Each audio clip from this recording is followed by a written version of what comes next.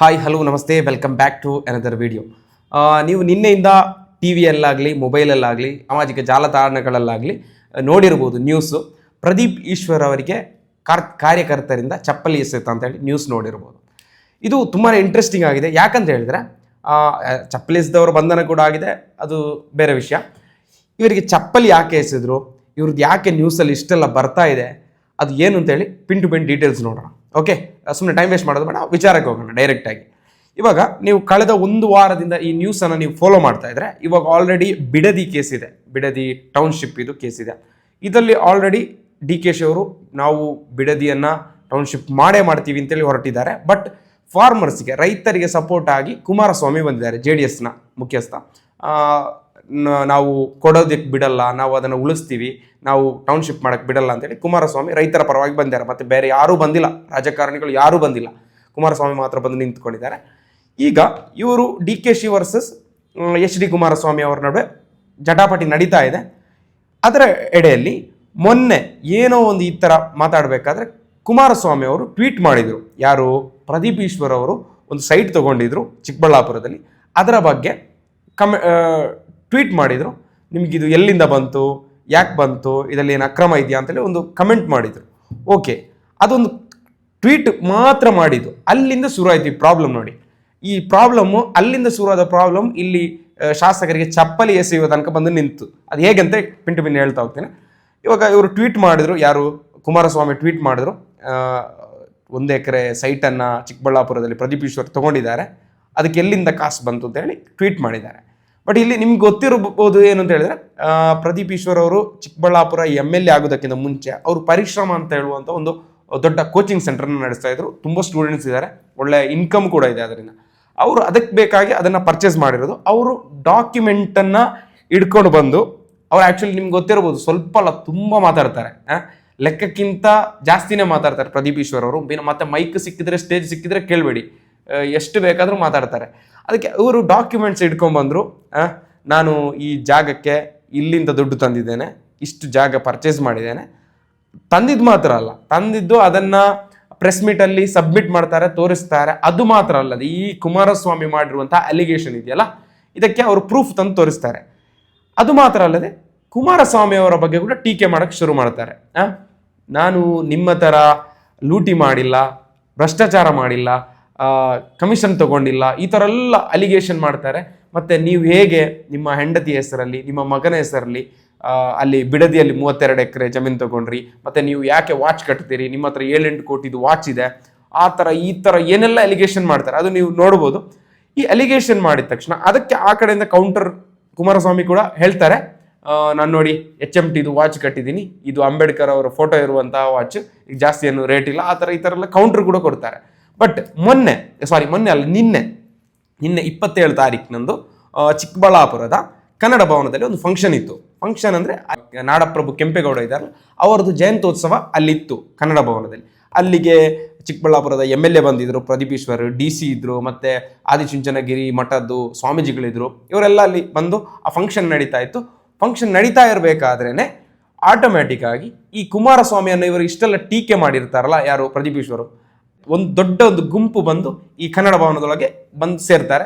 ಸೇರಿ ಧಿಕ್ಕಾರ ಹಾಕಕ್ಕೆ ಶುರು ಮಾಡ್ತಾರೆ. ಯಾರಿಗೆ? ಪ್ರದೀಪ್ ಈಶ್ವರ್ಗೆ. ಅವರಲ್ಲಿ ಸ್ಟೇಜಲ್ಲಿ ಕೂತಿರ್ಬೇಕಾದ್ರೇನೆ, ಅದು ಕೂಡ DC ಕೂಡ ಇದ್ದಾರೆ, ಸ್ವಾಮೀಜಿಗಳು ಇದ್ದಾರೆ, ಇವರೆಲ್ಲ ಎದುರುಗಡೆನೆ ಇವರಿಗೆ ಧಿಕ್ಕಾರ ಹಾಕಕ್ಕೆ ಶುರು ಮಾಡ್ತಾರೆ. ಮತ್ತು ಇವ್ರನ್ನ ಏನಿಲ್ಲ ಹುಚ್ಚ ಹಂಗೆ ಹಿಂಗೆ ಅಂತೆಲ್ಲ ಬೈಯಕ್ಕೆ ಶುರು ಮಾಡ್ತಾರೆ. ಅವಾಗ ಈ DC ಅವರು ಬಂದು ಏನು ಮಾಡ್ತಾರೆ, ಅಲ್ಲಿ ಕಾನೂನು ಪಾಲನೆ ಮಾಡಬೇಕು, ಲಾ ಆ್ಯಂಡ್ ಆರ್ಡರ್ ಮಾಡಬೇಕು ಅಂತೇಳಿ, ಅದು ಅಲ್ಲದೆ ಸಿಟ್ಟಿಂಗ್ MLA ಅವ್ರಿಗೇನು ತೊಂದರೆನೂ ಆಗಬಾರ್ದು ಅಂತೇಳಿ ಬಂದು ಜನರನ್ನು, ಯಾರು ಹೋರಾಟ ಮಾಡ್ತಾರೆ, ಅಲ್ಲಿ ಘೋಷಣೆ ಕೂಗ್ತಾ ಇದ್ದಾರೆ, ಅವ್ರನ್ನ ಸಮಾಧಾನ ಮಾಡೋಕ್ಕೆ ಟ್ರೈ ಮಾಡ್ತಾರೆ. ನೋಡಿ, ಈ ಥರ ಎಲ್ಲ ಮಾಡಬೇಡಿ, ಇದು ಹೊರಗಡೆ ಹೋಗಿ ಮತ್ತೆ ನೋಡ್ಕೊಳ್ಳೋಣ, ಮತ್ತೆ ಮಾತಾಡೋಣ ಅಂತೇಳಿ ಸಮಾಧಾನ ಮಾಡೋಕ್ಕೆ ಮಾಡ್ತಾರೆ. ಅವರು ಸುಮ್ಮನೆ ಆಗೋದೇ ಇಲ್ಲ. ಮತ್ತೆ ಅಲ್ಲಿ ಸ್ವಾಮೀಜಿ ಬಂದು ಹೇಳ್ತಾರೆ, ಜಗಳ ಮಾಡಬೇಡಿ, ಇಲ್ಲಿ ಫಂಕ್ಷನ್ ನಡೀತಾ ಇದೆ, ಮತ್ತೆ ಏನಾದರೂ ಮಾಡ್ಕೊಳ್ಳಿ ಹೊರಗಡೆ, ಫಂಕ್ಷನ್ ಮುಗಿದ ನಂತರ ಏನು ಬೇಕಾದರೂ ನೀವು ಮಾತಾಡ್ಕೊಳ್ಳಿ, ಕೂಗಾಡ್ಕೊಳ್ಳಿ, ಏನು ಚರ್ಚೆ ಮಾಡ್ಕೊಳ್ಳಿ, ಏನು ಬೇಕಾದರೂ ಮಾಡ್ಕೊಳ್ಳಿ, ಈಗ ಏನು ಮಾತಾಡಬೇಡಿ ಅಂತ ಹೇಳ್ತಾರೆ. ಬಟ್ ಅದಕ್ಕೂ ಕೂಡ ಕಾರ್ಯಕರ್ತರು ಜಗ್ಗೋದಿಲ್ಲ. ಅಲ್ಲಿ ಬಂದಿರೋ ಕಾರ್ಯಕರ್ತರು ಯಾರಪ್ಪ ಅಂತ ಹೇಳಿದ್ರೆ JDS ಕಾರ್ಯಕರ್ತರು ಕೂಡ ಆಗಿರ್ಬೋದು. ಯಾಕಂತ ಹೇಳಿದ್ರೆ ಇವರು ಕುಮಾರಸ್ವಾಮಿಯನ್ನು ತುಂಬ ಟೀಕೆ ಮಾಡಿದ್ದಾರೆ. ಓಕೆ, ಅದೊಂದು ರೀಸನ್. ಮತ್ತೆ ಸುಧಾಕರ್ MLA, ex-MLA ಚಿಕ್ಕಬಳ್ಳಾಪುರದ, ಅವರದ್ದು ಕೂಡ ಕಾರ್ಯಕರ್ತರಾಗಿರ್ಬೋದು. ಯಾಕಂತ ಹೇಳಿದ್ರೆ ಇವರು ಸುಧಾಕರ್ ಅವರನ್ನು ಕೂಡ ತುಂಬಾ ಟೀಕೆ ಮಾಡ್ತಾ ಇದ್ರು. ಇಲ್ಲಿ ಬಂದು ಜಮಾಯಿಸಿ ತುಂಬಾ ಗಲಾಟೆ ತರ ಮಾಡ್ತಾರೆ. ಅವಾಗ ಏನ್ ಮಾಡ್ತಾರೆ ಅಂತ ಹೇಳಿದ್ರೆ, ನೀವು ಕುಮಾರಸ್ವಾಮಿಯ ಬಗ್ಗೆ ಮಾತಾಡಿರುವ ಟೀಕೆಗಳ ಬಗ್ಗೆ ಒಂದು ಕ್ಷಮೆ ಕೇಳಬೇಕು ಕುಮಾರಸ್ವಾಮಿ ಹತ್ರ, ಅಥವಾ ಸ್ಟೇಜಿಂದ ಇಳಿದು ಹೋಗ್ಬೇಕು ಅಂತ ಹೇಳ್ತಾರೆ. ಇಲ್ಲಿ ಇವರು ಎರಡಕ್ಕೂ ಒಪ್ಪುದಿಲ್ಲ. ಮತ್ತೆ ಇನ್ನು ಗಲಾಟೆ ಆಗೋದು ಬೇಡ, ಅದು ಜಗಳ ಆಗೋದು ಬೇಡ ಅಂತ ಹೇಳಿ ಇವರು ಪ್ರದೀಪ್ ಈಶ್ವರ್ ಏನ್ ಮಾಡ್ತಾರೆ ಅಂತ ಹೇಳಿದ್ರೆ ಸ್ಟೇಜಿಂದ ಇಳಿದು ಸೀದಾ ಹೋಗ್ತಾರೆ. ಕ್ಷಮೆ ಕೇಳಬೇಕು, ಇಲ್ಲಾಂದ್ರೆ ಸ್ಟೇಜಿಂದ ಇಳಿದು ನಡಿಬೇಕು ಅಂತ ಹೇಳಿ ಹೋಗ್ತಾರೆ. ಇವರು ಇಳಿದು ಹೋಗಿ ಸೀದಾ ಹೋಗಿ ಕಾರಲ್ಲಿ ಕೂತ್ಕೋತಾರೆ. ಕಾರಲ್ಲಿ ಕೂತ್ಕೊಂಡು ಇವರ ಬೆಂಬಲಿಗರು ಇರ್ತಾರಲ್ಲ, ಇವರೆಲ್ಲ ಕೂಗಾಡ್ತಾರೆ, ರೇಗಾಡ್ತಾರೆ. ಆಗ ಇವರಿಗೆ ಸಪೋರ್ಟ್ ಮಾಡೋ ಉದ್ದೇಶದಿಂದ ಹೋಗಿ ಕಾರಲ್ಲಿ ಸನ್ ರೂಫ್ ಇರುತ್ತೆ, ಮೇಲ್ಗಡೆ ಓಪನ್ ಇರುತ್ತಲ್ಲ, ಸನ್ ರೂಫ್ ಓಪನ್ ಮಾಡ್ತಾರೆ. ಅದರಿಂದ ಎಲ್ರಿಗೂ ಹಾಯ್ ಬಾಯ್ ಹೇಳ್ತಾ ಹೋಗ್ತಾರೆ. ಅದು ಮಾತ್ರ ಅಲ್ಲದೆ ಅಲ್ಲಿಗೆ ತಕ್ಷಣ ತೋಳು ಪ್ರದರ್ಶನ ಮಾಡ್ತಾರೆ, ತೊಡೆ ತಟ್ತಾರೆ. ನಾವು ಸೋತಿಲ್ಲ, ನಾನು ನಿಮ್ಮ ಇಲ್ಲಿ ಶಾಂತಿ ಕಾಪಾಡೋದಕ್ಕೆ ಬೇಕಾಗಿ ಈ ತರ ಮಾಡಿದ್ದೀನಿ, ನಾನು ಹೋಗಿದ್ದೀನಿ ಅಂತ ಹೇಳಿ ತೊಡೆ ತಟ್ಟಿ, ಮತ್ತೆ ಅದು ಅಲ್ಲದೆ ವಾಪಸ್ ಅಲ್ಲಿ ಕುಮಾರಸ್ವಾಮಿಗೆ ಆವಾಜ್ ಆಗ್ತಾರೆ. ಏನಪ್ಪಾ ಅಂತ ಹೇಳಿದ್ರೆ, ನೀನು ಕುಮಾರಸ್ವಾಮಿ ಅವರೇ, ನಿಮ್ಮ ಚೇಲಾಗಳಿಂದ ಈ ತರ ಕೆಲಸ ಮಾಡಿಸೋದು ತಪ್ಪು. ನಾವು ನಿಮಗೆಲ್ಲಾದ್ರೂ ಇದೇ ತರ ಮಾಡಿಸಿದ್ವಾ? ನೀವು ಇಷ್ಟು ದೊಡ್ಡ ರಾಜಕಾರಣಿ, ನೀವು ಒಬ್ಬ OBC ಹುಡುಗನಿಗೆ ಅವರನ್ನೇ ಹೇಳ್ಕೊಳ್ಳೋದು, OBC ಹುಡುಗನಿಗೆ ಈ ತರ ಅವಮಾನ ಮಾಡೋದು ಸರಿಯಾ? ನಾನು ನೊಂದಿರುವ ವ್ಯಕ್ತಿ, ಶೋಷಿತ ವರ್ಗದ ಹುಡುಗ, MLA, ಆ ತರ ಈ ತರ ಏನೆಲ್ಲ ಹೇಳ್ತಾರೆ, ಡೈಲಾಗ್ ತುಂಬಾ ಹೊಡಿತಾರೆ.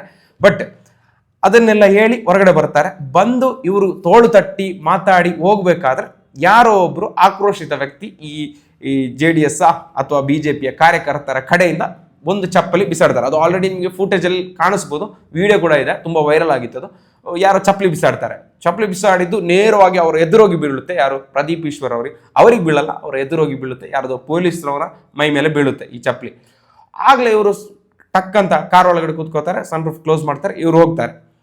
ಇದು ಪೊಲೀಸವರು ಇದನ್ನ ತುಂಬಾ ಗಂಭೀರವಾಗಿ ತಗೋತಾರೆ. 4 ಜನರನ್ನ ಅರೆಸ್ಟ್ ಕೂಡ ಮಾಡಿದ್ದಾರೆ. ಇವಾಗ ಕೇಸ್ ನಡೀತಾ ಇದೆ. ಅಂದ್ರೆ 4 ತುಂಬಾ ಜನರನ್ನ ಅರೆಸ್ಟ್ ಮಾಡಿದ್ದಾರೆ. ಅದರಲ್ಲಿ 4 ಜನರ ಮೇಲೆ ಕೇಸ್ ಆಗಿದೆ, ಮತ್ತೆ ಕೆಲವರನ್ನ ಬಿಟ್ಟು ಕಳಿಸಿದ್ದಾರೆ. ಇದೇ ತರ ಆಕ್ಚುಲಿ ಇಲ್ಲಿ ಏನಪ್ಪಾ ಅಂತ ಹೇಳಿದ್ರೆ, ನಿಮ್ಗೊಂದು ಗಾದೆ ಗೊತ್ತಿರಬಹುದು, ಮಾತು ಬೆಳ್ಳಿ ಮೌನ ಬಂಗಾರ ಅಂತ ಹೇಳಿ. ಇಲ್ಲಿ ಇವರು ಪ್ರದೀಪ್ ಈಶ್ವರ್ ಅವರು ಸುಮ್ಮನೆ ತುಂಬಾ ಮಾತಾಡಿ ತಮ್ಮ ವ್ಯಾಲ್ಯೂವನ್ನು ಕಳ್ಕೊಂಡಿದ್ದಾರೆ. ಯಾಕಂದ್ರೆ ಅವರು ಒಬ್ಬ ಒಳ್ಳೆ MLA. ಅದು ಅಲ್ಲದೆ MLA ನನ್ನ ಪ್ರಕಾರ, ಮತ್ತೆ ನಿಮ್ಮ ಪ್ರಕಾರ ಏನು ಅಂತ ಹೇಳಿ ಕಮೆಂಟ್ ಮಾಡಿ. ನೀವು ಅವರ ವಿಡಿಯೋಸ್ ಎಲ್ಲ ನೋಡ್ಬೋದು, ಯೂಟ್ಯೂಬ್ ವಿಡಿಯೋಸ್ ಎಲ್ಲ ನೋಡ್ಬೋದು. ಅವರು ಮನೆಗೆ ಹೋಗಿ ಪ್ರಾಬ್ಲಮ್ಸ್ ಅನ್ನ ಕೇಳಿ ಅದನ್ನ ಸಾಲ್ವ್ ಮಾಡ್ತಾರೆ, ಮತ್ತೆ ಮಾತಾಡ್ತಾರೆ. ಅದಲ್ಲದೆ ಒಳ್ಳೆ ಒಂದು ಕೋಚಿಂಗ್ ಸೆಂಟರ್ ಇದೆ ಅವ್ರದ್ದು, ಪರಿಶ್ರಮ ಅಂತ ಹೇಳಿ. ಡಾಕ್ಟರ್ಸ್ಗೆ ಟ್ರೈನಿಂಗ್ ಕೊಡುವಂತಹ ಒಂದು ಕೋಚಿಂಗ್ ಸೆಂಟರ್, ನೀಟಿಗೆಲ್ಲ ಕೋಚಿಂಗ್ ಕೊಡುವಂತಹ ಒಂದು ಸೆಂಟರ್. ಅದು ತುಂಬಾ ಸಕ್ಸಸ್ಫುಲ್ ಆಗಿ ನಡೆಸ್ತಾ ಇದ್ದಾರೆ. ಒಳ್ಳೆ ಬಿಸ್ನೆಸ್ ಮ್ಯಾನ್ ಕೂಡ, ಒಳ್ಳೆ ಹಣ ಇದೆ, ಒಳ್ಳೆ ಪವರ್ ಇದೆ, ಒಳ್ಳೆ ಮಾತಾಡುವ ಕೌಶಲ್ಯ ಇದೆ ಅವ್ರ ಹತ್ರ. ಅದಲ್ಲದೆ ಒಳ್ಳೆ ಹೆಲ್ಪ್ಫುಲ್ ಕೂಡ ಮಾಡ್ತಾರೆ. ಚಿಕ್ಕಬಳ್ಳಾಪುರದ್ದು ಒಳ್ಳೆ ಅಭಿವೃದ್ಧಿ ಮಾಡಿದ್ದಾರೆ ಅಂತ ಹೇಳಿ ಎಲ್ಲರದ್ದು ಅಭಿಪ್ರಾಯ ಇದೆ. ಮತ್ತೆ ಆದ್ರೆ ಅವ್ರ ಮಾತು ಮಾತ್ರ ಸ್ವಲ್ಪ ಜಾಸ್ತಿ ಕಂಟ್ರೋಲ್ ತಪ್ಪಿ ಮಾತಾಡ್ತಾರೆ, ಮತ್ತೆ ಲೆಕ್ಕಕ್ಕಿಂತ ಜಾಸ್ತಿ ಮಾತಾಡ್ತಾರೆ. ಅನಗತ್ಯ ವಿಚಾರಗಳಲ್ಲಿ ಹೋಗಿ ಮಾತಾಡಿ ಸಿಕ್ಕಾಕೊಳ್ತಾರೆ. ಇದು ನಿಮ್ಗೆ ಆಲ್ರೆಡಿ ಇದಕ್ಕಿಂತ ಮುಂಚೆನೂ ನೀವು ನೋಡಿರ್ಬೋದು ಅವರ ಕೆಲವೊಂದು ವಿಚಾರಗಳಲ್ಲಿ. ಮತ್ತೆ ಇಲ್ಲಿ ತುಂಬಾ ಒಂದು ಹೇಳ್ತಿರೋದು, ಇವರು ಆಕ್ಚುಲಿ ಈ ತರ ಮಾತಾಡೋದು ಸುಮ್ಮನೆ ಅಲ್ಲ, ಇವರು ತಮಗೆ ಮಿನಿಸ್ಟರ್ ಪೋಸ್ಟ್ ಸಿಗಬೇಕು ಅಂತ ಹೇಳಿ ಈ ತರ ಮಾತಾಡ್ತಾರೆ ಅಂತ ಹೇಳ್ತಿದ್ದಾರೆ. ಯಾಕಂತ ಹೇಳಿದ್ರೆ, ಈ ಪ್ರದೀಪ್ ಈಶ್ವರ್ ಅವರು ನಮ್ಮ ಸಿದ್ದರಾಮಯ್ಯ ಅವರ ಆಪ್ತ. DK ಅವರಿಗೆ ಅಷ್ಟು ಆಪ್ತ ಆಗಿರಲಿಲ್ಲ.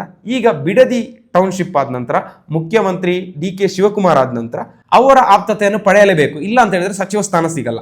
ಅದಕ್ಕೆ ಬೇಕಾಗಿ ಇವರು DK ಶಿವಕುಮಾರ್ ಅವರಿಗೆ ಸಪೋರ್ಟ್ ಆಗಿ ಮಾತಾಡೋದು, ಬಿಡದಿಗೆ ಟೌನ್ಶಿಪ್ಗೆ ಸಪೋರ್ಟ್ ಆಗಿ ಮಾತಾಡೋದು, ಮತ್ತೆ ಕುಮಾರಸ್ವಾಮಿ ವಿರುದ್ಧವಾಗಿ ಮಾತಾಡೋದು ಅಂತೇಳಿ ಜನ ಹೇಳ್ತಾ ಇದ್ದಾರೆ.